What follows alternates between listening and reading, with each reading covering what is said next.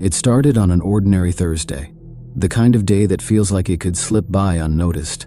I was sitting at my desk, working from home, staring at the glowing screen of my computer when the first message came in. It was a strange notification, nothing new, just a text from an unknown number. I didn't think much of it at first, because it wasn't uncommon for my phone to get spam messages, but the words caught my eye. "Are you still sitting by the window?" I froze. My room has one window, and I often sit near it during work. It faces the street, and though there's a bush outside, it's not too private. I thought it was just a coincidence. Maybe someone knew I worked from home and was being funny. But then the second message came, seconds later. "I see you." My heart raced. I felt the room close in on me. I quickly locked my phone and tried to shake off the chill creeping down my spine. Could it be a prank? But no one I knew would send such a creepy message. The thought of someone watching me made my stomach turn. I glanced toward the window, half expecting to see someone peering through the glass. But all I saw was the same quiet street, the bare trees swaying in the wind, and nothing out of the ordinary. Still, I couldn't shake the feeling that something wasn't right. I kept the blinds shut tightly for the rest of the day. But the messages didn't stop. The next day, the pattern continued. At first, the texts were short and odd. "I can see your shadow through the blinds," one read. Another, "I'm close." As time went on, the messages became more unsettling. Each time it felt as though the person on the other end knew exactly what I was doing, even though I had never mentioned it to anyone. The messages didn't come at regular intervals. Sometimes they were minutes apart, other times hours. And no matter how many times I blocked the number, a new one would appear, each one more disturbing than the last. "I know when you sleep," the latest message read. "I know where you are." That was when the fear began to settle in deep. I wasn't just being messaged anymore. I was being hunted. I had never felt so exposed in my life. The next few days were a blur. I couldn't sleep well, couldn't focus on anything. Every time I glanced at my phone, I half expected another message to pop up, each one worse than the last. But it wasn't just the messages anymore. It was the constant feeling that someone was watching me. One evening, I decided to take action. I gathered all my courage and went outside to check if anyone was hiding near my house. The street was quiet, the only sound the distant hum of passing cars. But as I walked past the trees lining my front yard, something caught my eye, a dark figure, standing still, just at the edge of the bushes, partially obscured by the shadows. My breath hitched in my throat. The figure didn't move, but I could feel its gaze on me. I froze, unsure of what to do. Should I confront them? Call the police? But before I could make a decision, the figure disappeared into the night as silently as it had appeared. My heart pounded in my chest. I rushed inside, locked all the doors, and closed the curtains. For the first time, I felt truly trapped in my own home. That night, the text didn't come. I waited for hours, but nothing. My exhaustion began to outweigh my fear, and eventually, I fell asleep. When I woke up, the feeling of dread returned immediately. Something was different. I had left my blinds open the night before, and now I noticed something strange, something I hadn't seen before. There was a piece of paper taped to the inside of the window.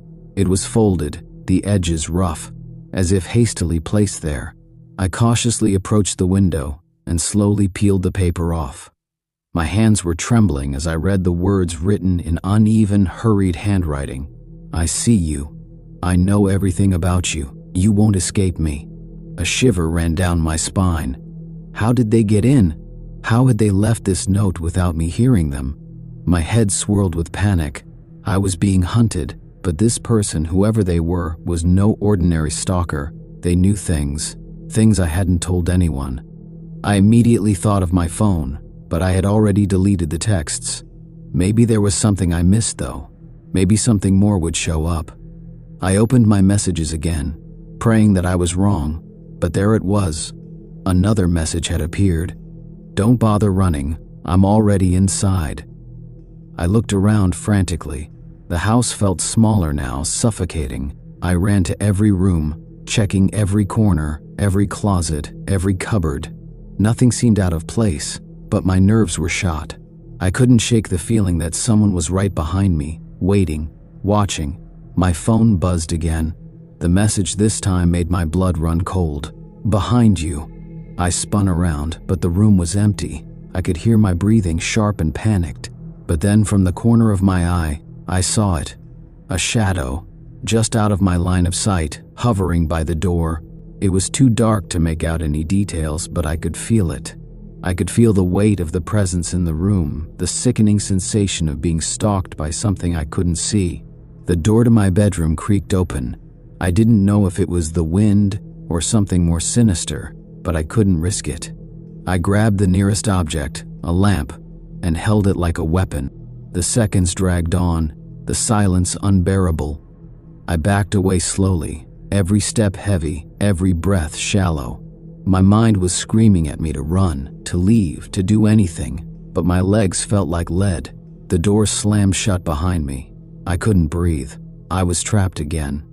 I heard something shift in the hallway, a faint scraping sound, like the movement of shoes against the hardwood floor.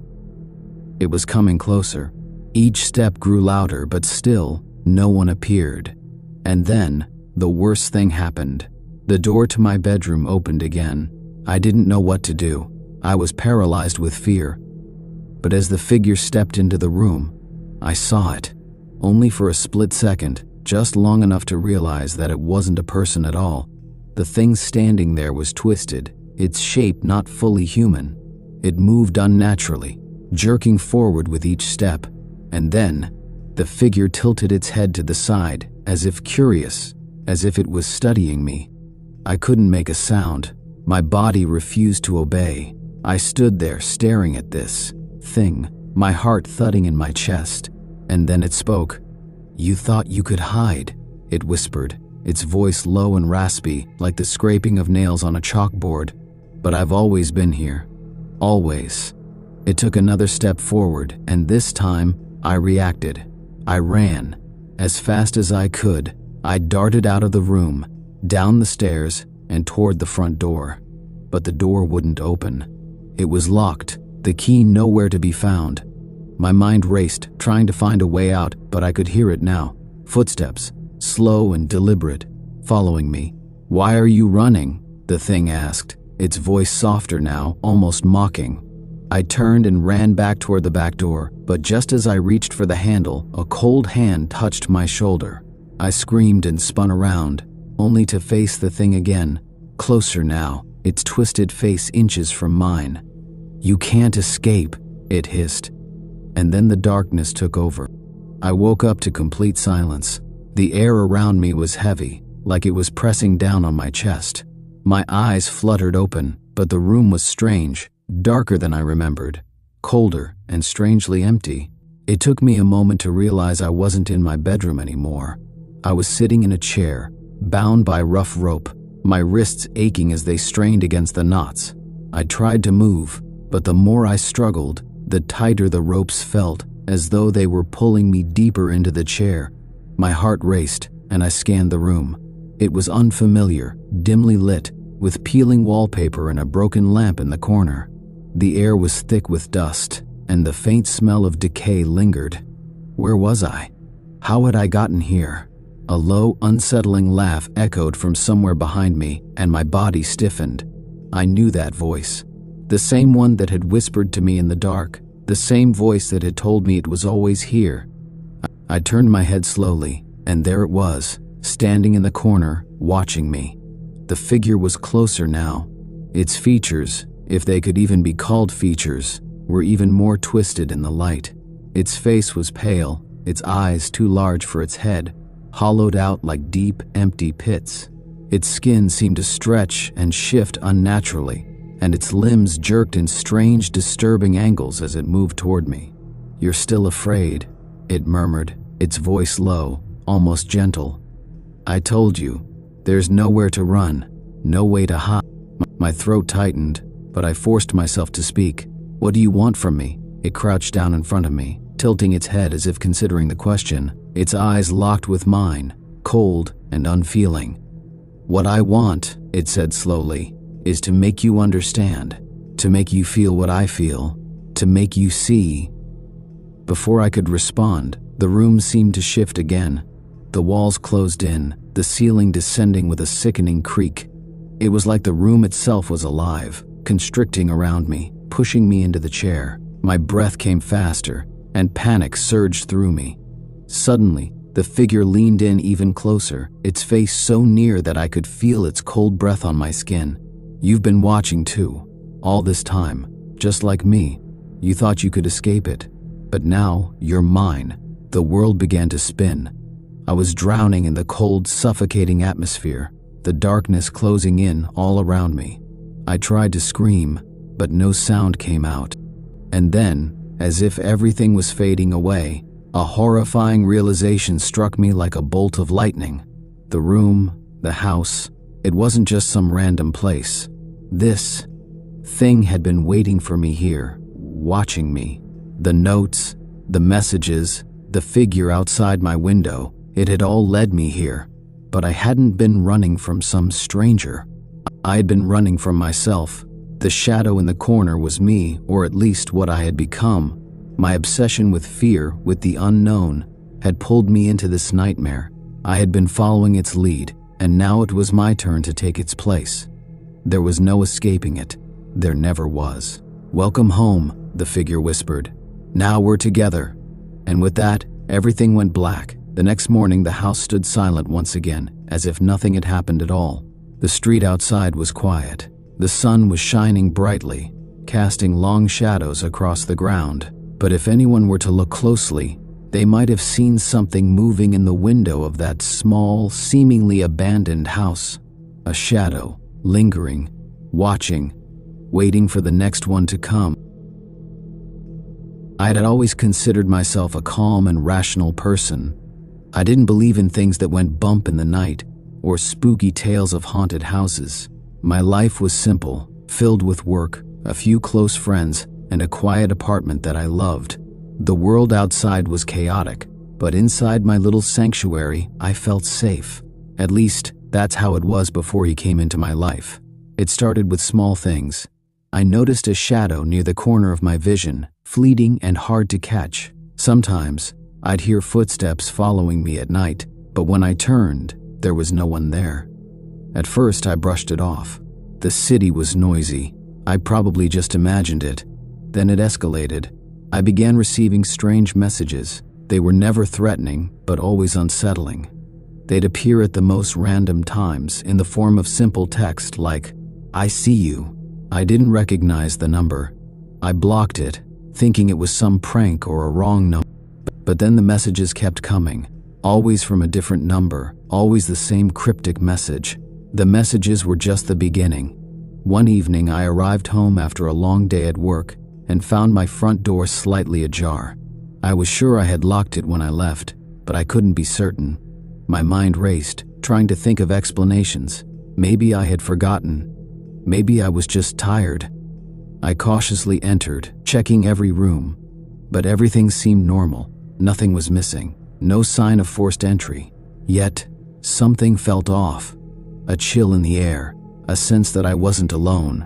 The feeling didn't go away. That night, I woke to the sound of something scratching at my window. It wasn't the wind. It was too deliberate, too rhythmic.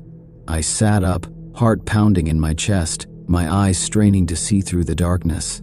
There was nothing there, just the faint glow of the streetlight outside, casting long shadows across the room. But I wasn't alone. I knew that now. I tried to shake off the feeling, but it lingered. Every creak of the apartment building, every distant voice seemed to echo in my ears. It was as though someone was always just out of sight, watching, waiting. I locked the windows and doors more carefully than before, but it didn't make me feel any safer. Days went by, and the sense of being followed became even stronger. I would catch glimpses of someone standing in the shadows, just at the edge of my vision. I turned quickly, only to find empty streets or dark alleys. It was maddening, the constant paranoia. My nights became sleepless, my thoughts twisted and chaotic. I felt like I was losing my mind, but deep down, I knew there was something more to it. One evening, after a long day at work, I walked home with my eyes darting around every corner, convinced that someone was behind me. I reached my front door, fumbling for my keys, when I noticed something unusual. There, on the doorstep, was a small note. It was folded neatly, almost too neatly, and it wasn't there when I had left that morning. I hesitated, fear crawling up my spine. My fingers trembled as I unfolded the note. "I'm always with you. You'll never be alone." The words sent a chill through me, an icy grip tightening around my heart. The handwriting was unfamiliar, but somehow it felt like it belonged. The note had been placed with such care, with such intent, that I couldn't shake the feeling that whoever had written it was standing right behind me, waiting for me to read it. I slammed the door shut behind me and locked it. I tried to tell myself it was just a sick joke, maybe even from a friend who thought they were playing a prank. But in my gut, I knew the truth. This wasn't a joke. This was something else, something darker. I called the police the next morning, but they didn't seem to take me seriously. A few harmless notes and strange messages didn't sound like enough to warrant an investigation, they said. They advised me to be more careful, lock my doors, and try to forget about it. So I tried. I went about my days, walking with my head down, avoiding eye contact with strangers, making sure no one was following me. But no matter how hard I tried to forget, the sense of being watched never left me. And then things got worse. It was a rainy night, and I had just finished dinner.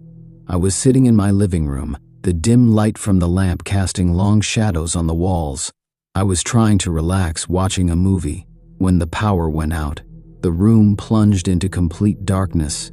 I stood up, fumbling for my phone, trying to get some light, but just as my fingers brushed the screen, the sound of footsteps reached my ears. Slow, deliberate, coming from just outside my door. I froze, the phone slipping from my hand. My heart thudded loudly in my chest, almost drowning out the sound of the footsteps. I knew no one was supposed to be there. I hadn't heard anyone come into the building. My neighbors were all at work, or so I thought. The footsteps stopped right outside my door. I couldn't move. My body felt paralyzed, every instinct screaming at me to run, to hide, to do anything but stand there, waiting for the inevitable. And then, just as suddenly as the sound had started, it stopped.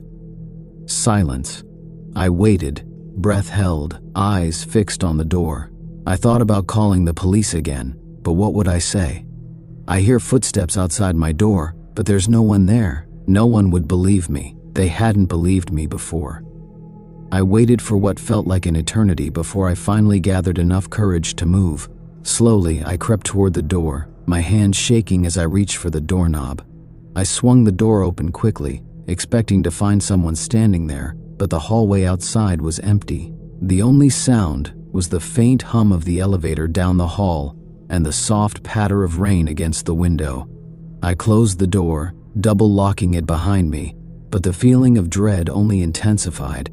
I had never been more certain of anything in my life. Someone was in the building with me. Someone was watching me. Days turned into weeks, and the harassment continued. The notes kept coming, each one more disturbing than the last. They would appear on my doorstep, in my mailbox, slipped under my door when I wasn't home. Each one was a reminder that I wasn't safe, that I couldn't escape. One evening, after a particularly long day, I came home to find my apartment door wide open. My heart sank into my stomach, and a cold sweat broke out across my body. The door had been locked when I left, I was sure of it. Now it hung there, inviting me inside, but I hesitated. The last time I had walked in like this, I felt like I wasn't alone. What if I wasn't alone again? What if he was waiting for me inside? I stepped cautiously over the threshold, every nerve in my body on high alert. The apartment was still, eerily silent, as if time itself had stopped.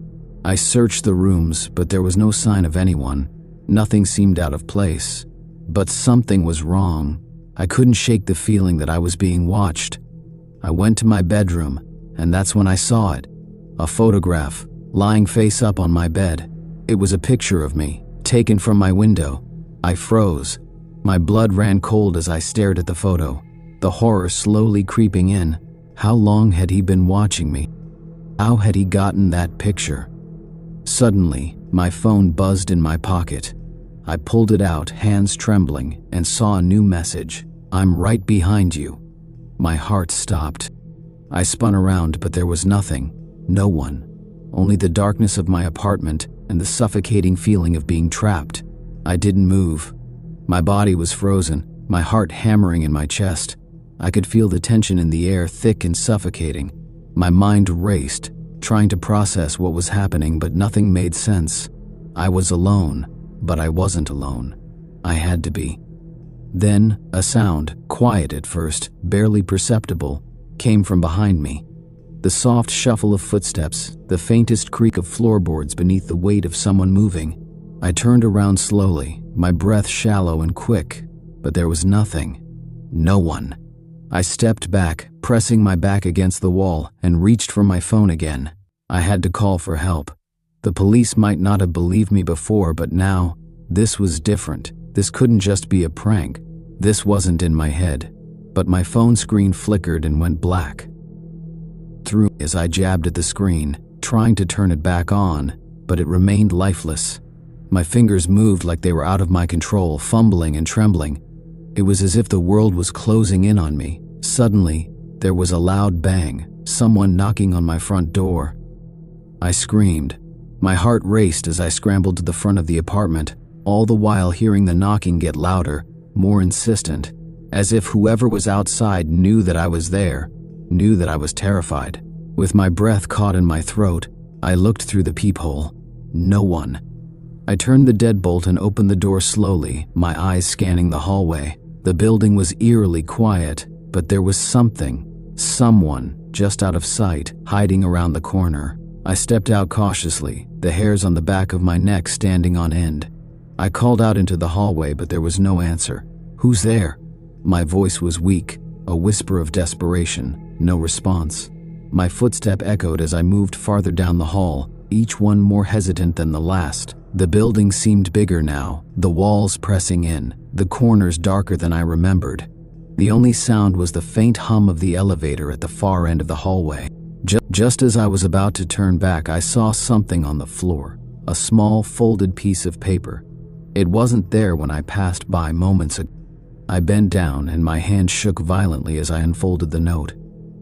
"You're running out of time. Don't let me find you." I dropped the note as if it had burned me, my heart racing. I couldn't breathe. My legs felt weak, like I was sinking into the floor. I turned, ready to retreat back to the safety of my apartment, when a shadow moved at the far end of the hallway. I froze, every instinct telling me to run, but my feet were rooted to the spot. The shadow was tall, almost unnaturally so, and it seemed to move with a slow, deliberate purpose, like it had all the time in the world. Was this really happening? The shadow stepped into the light. It was a figure, a man, his face obscured by the darkness of the hallway. He was dressed in black, his movements smooth, almost graceful, as if he was floating. I wanted to scream, but the sound lodged in my throat. My eyes locked with his, and for the briefest moment, I could see them clearly. His eyes, dark and empty, like twin voids sucking the light from everything around him. Before I could react, the figure lunged forward, faster than I could process. I barely had time to step back before he was inches from me, his cold, clammy hand grabbing my wrist with an iron grip. I cried out in pain, struggling to free myself, but it was like trying to pull away from a steel trap. He was too strong. "You should have listened," he whispered, his voice low and chilling, sending a shiver down my spine. "I told you, you'd never be alone." With a surge of panic, I twisted my body, using every ounce of strength I had left. My hand found the sharp edge of a key that I had dropped earlier, and without thinking, I swung it at him. It connected with his arm, but it felt like hitting a wall. There was no reaction, no sign of pain. He only smiled. "Running only makes it worse," he murmured, his fingers tightening. In a panic-driven burst of adrenaline, I shoved him backward, and for a split second he stumbled. That moment was on the hallway, my feet slapping against the cold floor. I could hear him behind me, his footsteps a rhythmic pulse that mirrored my own, getting closer with each step. I reached the stairs, my legs burning, but the door to the staircase was locked. I pulled at the handle, but it wouldn't budge. The sound of footsteps grew louder, and I realized I wasn't going to make it. There was nowhere left to run. Just as I was about to turn and face him, the door flew open. A figure stood in the doorway, but it wasn't the man from before. This new figure was taller, wearing a dark coat, and his face was hidden in shadow. "Get in," he hissed urgently, his voice sharp and commanding. I didn't hesitate. I rushed inside, and the door slammed shut behind me. The man locked it, his eyes never leaving the hallway. "Are you all right?" he asked, his voice softer now. I couldn't form words. My mind was a whirlwind of fear and confusion. Who was this man? Was he here to help or to hurt me? "What is going on?" I finally managed to gasp. The man didn't answer right away. Instead, he moved quickly, checking the locks on the door, making sure the windows were sealed. "You're being hunted," he said, his voice low. "By someone far worse than you can imagine. He won't stop until he gets you." I stared at him, trying to process what he was saying. "Who is he? What does he want?"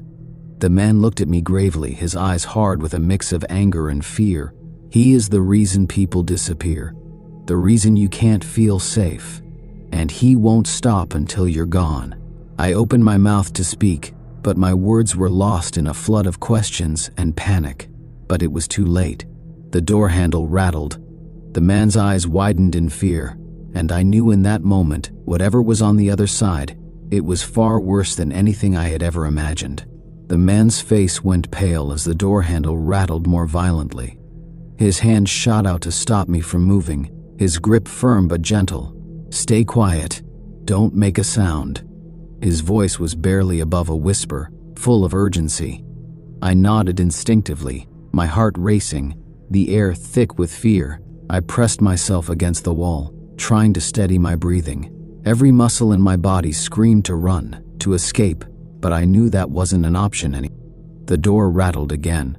It was stronger this time, almost like someone was trying to break it down. The walls seemed to shake with the force of it. "We don't have much time," the man whispered, his eyes scanning the apartment for an escape route. "When he gets in, it's over. There's no running from him. You have to trust me." I opened my mouth to ask who he was, but the words died in my throat. The man turned, moving quickly toward the back of the apartment, pulling me along with him. I felt a sharp jolt of panic shoot through me. I wanted to stop him, to ask more questions, but something told me not to. The door behind us cracked open. I heard the man's footsteps first, his slow, deliberate approach, before the door swung wide open, revealing the figure that had been following me for weeks. He stepped into the dim light, his black clothes blending into the shadows. His face was blank, almost emotionless, but his eyes, those eyes burned with an intensity I could never forget. He looked at me like a hunter observing its prey, his lips curling into the faintest of smiles. "Did you really think you could escape me?" His voice was cold, almost soothing in its calmness. The man beside me didn't hesitate. Without a word, he lunged toward the figure, pulling something from his coat pocket. A flash of silver glinted in the dim light as he swung it at the figure. But the stalker wasn't caught off guard. He moved faster than I could follow, dodging the strike effortlessly. A laugh escaped his lips, a sound that made my blood run cold. "You've always been too late," he said, his voice dripping with amusement. "She's mine." My heart dropped as I realized who they were, who they had been for all this time. The man who had come to help, he was no savior. He was part of the nightmare. Before I could react, the figure reached out, grabbing the man by the throat. The grip was suffocating, unrelenting. I gasped as the man struggled, his face turning pale, his hands clawing at the stalker's hand, but it was no use. Slowly, he collapsed to the floor, lifeless. The stalker turned to me then, his eyes dark and piercing. He moved closer, his steps quiet, deliberate. I was paralyzed in place, my body unwilling to obey, my mind screaming at me to move, to do something. "You should have stayed out of this," he said, his voice low, like a final warning. "But now I'm going to enjoy this." I backed up, my legs trembling, my breath coming in quick gasps. There was nowhere to go, no escape. I was trapped. The stalker smiled at my fear as if he reveled in it. "I told you, didn't I?" he murmured. "You're never alone."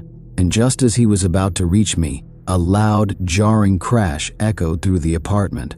The door behind him splintered, and another figure appeared in the doorway, tall, broad-shouldered, and moving with an overwhelming sense of purpose. A flash of light gleamed in his hand, and he rushed toward the stalker, knocking him off balance. "What the hell is going on here?" the new man growled, pulling a weapon out, some kind of long silver object that gleamed in the light. I didn't understand. I couldn't keep up with what was happening, but in that moment, the stalker let out a sharp, furious cry, stepping back as if retreating. He was cornered now, the man's weapon a constant threat. "Get out!" the man shouted to me, his voice urgent. "Go!" I didn't think twice. I ran, not knowing where I was going, just needing to escape, to breathe. I stumbled out into the hall, hearing the sounds of struggle behind me, but I couldn't look back. I didn't dare. I don't know how long I ran. It felt like hours, though it was probably only minutes before I made it outside. The cool night air hit my face, and I gasped for breath, the panic surging through me. I didn't stop until I was at the end of the block, shaking, my legs weak beneath me. The city felt unfamiliar now, like it had changed in the few moments I was inside that apartment. I didn't know if the nightmare was over, or if it was just beginning. But I knew one thing for sure: I could never go back. The messages, the notes, the shadows, they would haunt me forever. But I had survived, at least for now. As I looked up at the dark sky, I realized I would never be safe again, because the stalker was still out there, watching, waiting, and no matter how far I ran, he would always find me. Small town, quiet, peaceful, nothing ever really happened. Everyone knew everyone, and I never thought anything could ever disrupt that. But all of that changed the day I noticed the figure watching me from across the street. It was a chilly Tuesday afternoon when I first saw him. I had just returned from work, and I was walking to my apartment, my mind on the day's events. I lived in an old building near the edge of town, and while it was quiet, it always gave me a bit of an eerie feeling. I'd gotten used to it, though, and thought little of it. But that day was different. As I crossed the street, I noticed a figure standing by the lamppost, staring directly at me. I felt a shiver run down my spine. At first, I thought it was just someone waiting for a bus or perhaps a passerby. But the longer I looked, the more I realized that this person was watching me. He didn't move, didn't even seem to blink. His gaze was intense, unblinking, and unsettling. I hurried up the steps to my apartment, telling myself that it was just a coincidence. After all, it was probably nothing, just my imagination running wild. But as I turned the key in my door, I glanced back over my shoulder. The man was still there, and this time he smiled. A cold, empty smile that sent a wave of dread through me. I quickly closed the door and locked it behind me. My hand shook as I leaned against the wall, trying to calm my racing heart. Who was that man? Why had he been staring at me? And why had he smiled? I told myself it was nothing. Maybe it was a weird coincidence. Maybe he had been waiting for someone else. Still, I couldn't shake the feeling that something was off. The next few days were a blur of unease. I couldn't shake the image of the man standing across the street, his cold smile etched into my memory. Every time I left my apartment, I scanned the area, half expecting to see him lurking in the shadows. But he was never there. Still, the anxiety gnawed at me. I became hyper-aware of every little noise, every movement. My nerves were on edge, and sleep came in fits and starts. I couldn't escape the feeling that I was being watched. Then, one evening, it happened again. I returned home late, after meeting a friend for dinner, and noticed something odd. The light in the hallway of my building was flickering, something it never did. The air felt still, heavier than usual, and the familiar hum of the world outside seemed distant. I pushed open the door to my apartment, half expecting to find something out of place. The apartment was dark, but as I stepped inside, The hairs on the back of my neck stood up. There, in the corner of the living room, was a shadow. It was tall and thin, and it moved slightly, as though breathing. I froze. I knew it wasn't just my imagination. Someone was in my apartment. With trembling hands, I reached for my phone, but just as I did, the shadow moved into the light. It was him, the man from across the street. His face was pale, expressionless, and his eyes gleamed with a sickening intensity. He hadn't been in my building earlier, had he? How had he gotten in? He stepped forward, his voice low and calm. "I've been watching you." I backed away, my heart pounding in my chest. "What do you want from me?" His smile spread across his face again, that same cold, haunting smile. "I want to make sure you understand. You can't escape me. I know everything about you. Your habits, your routine. You'll never be alone again." The air in the room grew colder, the darkness swallowing everything around us. His eyes never left mine as he stepped closer, his presence suffocating. I turned to run, but something held me in place, an invisible force, a sickening pull. Suddenly, the door slammed shut behind me, trapping me inside. "You can try to run," he whispered, "but you will always be mine." Panic set in, and I struggled to move, but my body wouldn't obey. The walls seemed to close in around me, and his cold breath was on my neck. It was as though time itself had frozen. Then, as quickly as it had started, everything went quiet. I don't know how much time passed, but when I finally found my strength, I rushed to the door. I slammed it open and ran outside into the night, my heart still racing. But when I looked back, the building was quiet. No sign of him, no trace that he had ever been there. I spent the rest of the night in my car, too scared to return to my apartment. But even though the hours passed, I couldn't escape the feeling that he was still there, watching, waiting. Days turned into weeks, and I tried to live my life, but nothing felt the same. The shadows seemed darker now. Every creak of the floor, every rustle of leaves outside my window sent my heart into overdrive. I couldn't escape the dread that clung to me. Then one evening, I saw him again. This time, standing on the street corner just outside my apartment, staring at me from the shadows. His smile was gone, replaced by a look of satisfaction, as though he had been waiting for me to notice. He didn't move. He didn't need to.